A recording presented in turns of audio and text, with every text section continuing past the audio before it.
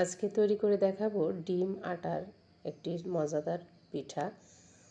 এটা ছোট বড় সকলেই খুব পছন্দ করে আর খুব অল্প উপকরণ দিয়েই কিন্তু তৈরি করা যায়।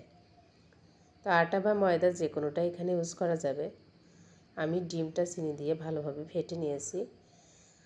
মিষ্টি যে যেমন পছন্দ করে সেই অনুপাতে দিতে হবে, আর গোলাটা দেখুন এই অনুপাতে থাকবে আর কি। মানে এমনটা হবে যে ডিমটা যেন এর গায়ে মেখে মেখে ওঠে।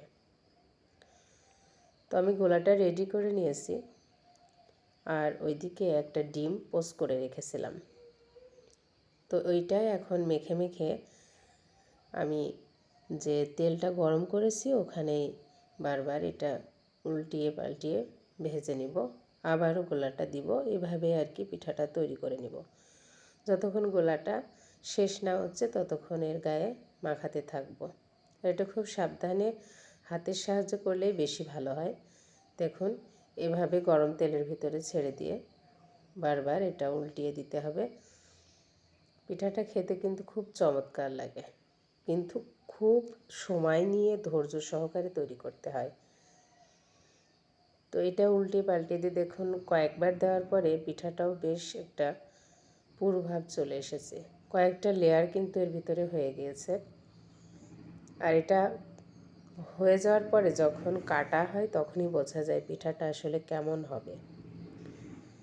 তো কয়েকবার দেওয়ার পরে পিঠাটা এরকম একটা রূপ এসেছে।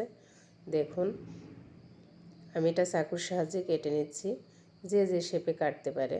যেহেতু বাচ্চারা খাবে এই জন্য সাইজটা একটু ছোট ছোট করে দিব।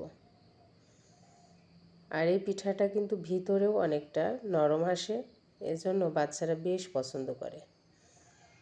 তাছাড়া বাসায় মুরব্বি যারা আছে তারাও কিন্তু পিঠাটা অনায়াসে খেতে পারবে। তো এইটা আমি তৈরি করে ফেললাম। আশা করি সবারই ভালো লাগবে। যে যেখান থেকেই দেখছেন একবার ট্রাই করবেন, দেখবেন পিঠাটা খেতে খুবই চমৎকার। আর শীত মানে কিন্তু পিঠার উৎসব। তো পিঠা প্রতিদিনই কিছু না কিছু তৈরি করা হচ্ছেই।